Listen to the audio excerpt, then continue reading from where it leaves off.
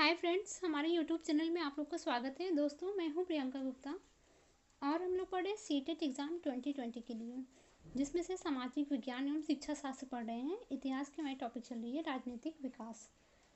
हम इसमें से देखेंगे, हमारा पहला क्वेश्चन है, प्राचीन भारत के इतिहास में निम्न में से किस काल को स्वर्ण युग के नाम से जाना जाता है। प्राचीन भारत के इतिहास में कौन से काल को स्वर्ण युग कहा जाता है? हमारा ऑप्शन नंबर तीसरा सही है, गुप्त काल को स्वर्ण युग कहा जाता था। क्वेश्चन नंबर दूसरा है, निम्न कथनों पर विचार कीजिए। पहला है, ए है 6वीं शताब्दी में थानेश्वर नामक जगह पर वर्धन वंश का उदय हुआ था। सही है हमारा।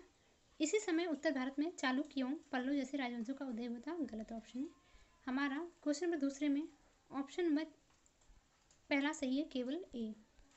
क्वेश्चन नंबर तीसरा देखेंगे, निम्न कथनों पर विचार कीजिए। ए है, समुद्रगुप्त ने 324 ईसा पूर्व से 380 ईसा पूर्व तक शासन किया था। गलत है। समुद्रगुप्त की प्रशस्ति प्राकृत भाषा में लिखी गई थी। ये भी गलत है हमारा। ऑप्शन नंबर न तो ए है ना बी है।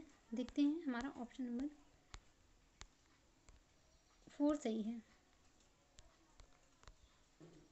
क्वेश्चन नंबर 4 देखेंगे, निम्न कथनों पर विचार कीजिए। पहला है, ए है, समुद्रगुप्त की प्रशस्त रचना की हरिश्चंद्र ने की थी। ये भी गलत है। यह प्रशस्त इलाहाबाद में अशोक के स्तंभ पर खुदी हुई है। ये भी गलत है। ऑप्शन नंबर हमारा न तो ए है न तो बी है, इसका मतलब 4th ऑप्शन सही है। क्वेश्चन नंबर 5 देखेंगे, समुद्रगुप्त की प्रशस्ति के संदर्भ में निम्न में से कौन सा कथन सही है? क्वेश्चन नंबर 5 में कौन सा हमारा कथन सही है देखेंगे।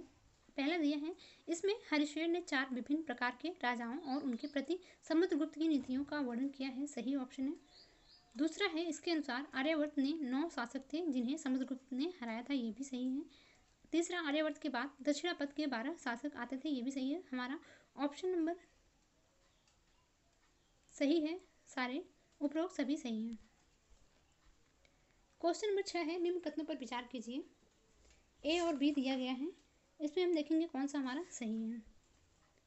ए है, समुद्रगुप्त की माँ कुमार देवी लिच्छवी गढ़ की थी। सही ऑप्शन है। बी है, समुद्रगुप्त के पिता समुद्रगुप्त ने महाराजा धीराज की उपाधि धारण की थी। ये भी सही है हमारा। तीसरा सही, ए और बी दोनों। क्वेश्चन नंबर 7 है, निम्न कथनों पर विचार कीजिए। अधिकांश ए है, अधिकांश प्रशस्तियां शासकों के पूर्व के बारे में बताती हैं। सही ऑप्शन है। बी है, समुद्रगुप्त द्वितीय की वंशावली से भी समुद्रगुप्त के बारे में जानकारी मिलती है। यह भी सही है। ऑप्शन नंबर तीसरा सही है, ए और बी दोनों। क्वेश्चन नंबर 8 है, निम्न कथनों पर विचार कीजिए। ए है, समुद्रगुप्त ने पश्चिम भारत में सैन्य अभियान में अंतिम शक शासक को पराजित किया था। गलत ऑप्शन है। बी है, समुद्रगुप्त के दरबार में कालिदास एवं आर्यभट्ट जैसे विद्वान थे। ये भी गलत है। चौथा ऑप्शन हमारा सही है, न तो ए और न ही बी। क्वेश्चन नंबर 9 देखेंगे, हर्षवर्धन के संदर्भ में निम्न में से कौन सा से कथन असत्य है?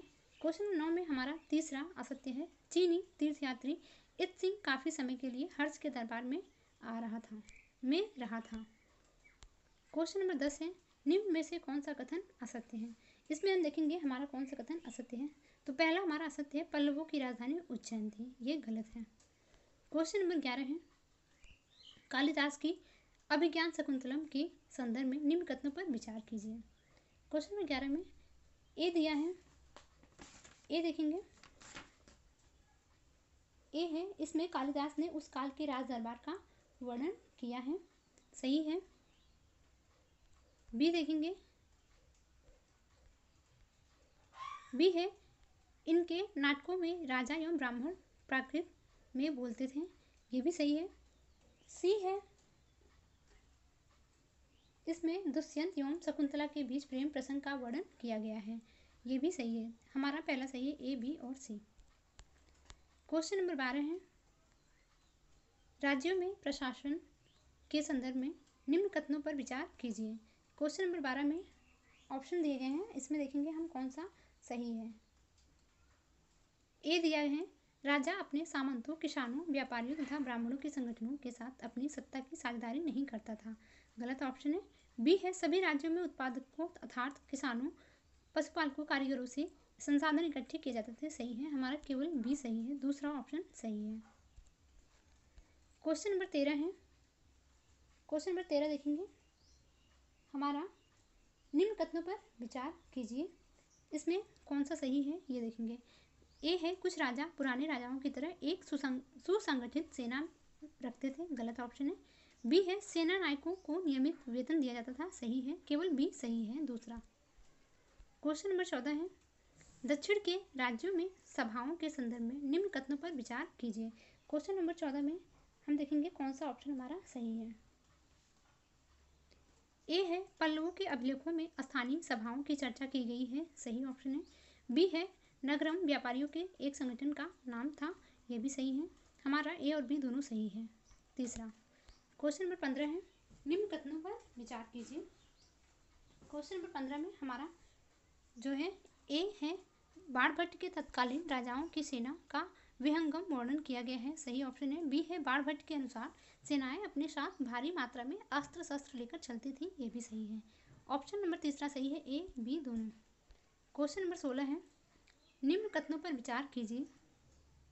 क्वेश्चन नंबर 16 देखेंगे, इसका ऑप्शन ए है पैगंबर मोहम्मद साहब ने अरब में एक नए धर्म की शुरुआत की जिसका नाम इस्लाम था। गलत है।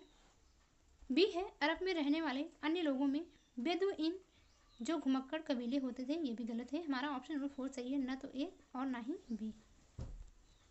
क्वेश्चन नंबर 17 देखेंगे। 17 और 18 के लिए पैसेज दिया गया है, इस पैसेज का स्क्रीनशॉट आप ले लीजिएगा इतना, ठीक है। चलिए हम रीड करते हैं क्या है।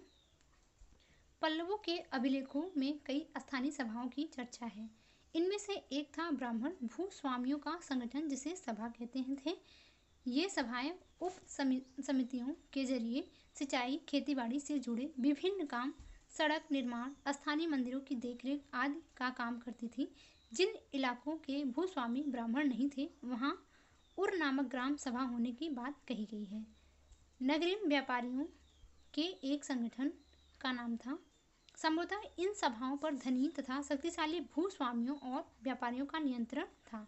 इनमें से बहुत सी स्थानीय सभाएं शताब्दियों तक काम करती रहीं। क्वेश्चन नंबर 17 देखेंगे क्या पूछ रहा है। दक्षिण के राज्यों में सभाओं के संदर्भ में निम्न में से कौन सा कथन दिए गए अनुच्छेद के आधार पर गलत है। जितने भी ऑप्शन दिए हैं उसमें से कौन सा गलत है हम ये देखेंगे। पहला है पल्लवों के अभिलेखों में कई स्थानीय सभाओं की चर्चा है। सही ऑप्शन है। दूसरा है इनमें से एक था ब्राह्मण भूस्वामियों का संगठन जिसे सभा कहते थे। ये भी सही है। तीसरा है ये सभाएं उप समितियों के जरिए सिंचाई, खेतीबाड़ी से जुड़े विभिन्न कार्य आदि का काम करती थी। ये भी सही है।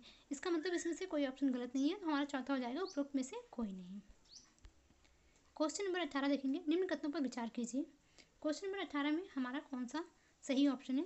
ए है जिन इलाकों को भूस्वामी ब्राह्मण नहीं थे वहाँ नगरम नामक ग्राम सभा के प्रमाण मिले। गलत ऑप्शन है। बी है उर व्यापारियों के संगठन का नाम था। यह भी गलत है, हमारा चौथा ऑप्शन सही है, न तो ए और ना ही बी। क्वेश्चन नंबर 19 देखेंगे। भारत पर निम्न में से किसने सर्वप्रथम हमला किया था। सही ऑप्शन है हमारा मोहम्मद बिन कासिम ने किया था। क्वेश्चन नंबर 20 है निम्नलिखित में से कौन सा कथन प्रशस्ति के बारे में गलत है। क्वेश्चन नंबर 20 में देखेंगे कौन सा कथन गलत है। हमारा दूसरा गलत है, प्रायः राजा इन्हें स्वयं लिखा करते थे। ये आज का लास्ट क्वेश्चन था। नेक्स्ट वीडियो में हम पढ़ेंगे संस्कृति एवं विज्ञान। अगर आप लोग अभी तक चैनल को सब्सक्राइब नहीं किए हैं तो कर लीजिएगा, जिससे कि हमारे आने वाले वीडियोज़ की नोटिफिकेशन आपको सबसे पहले मिलती रहे। धन्यवाद।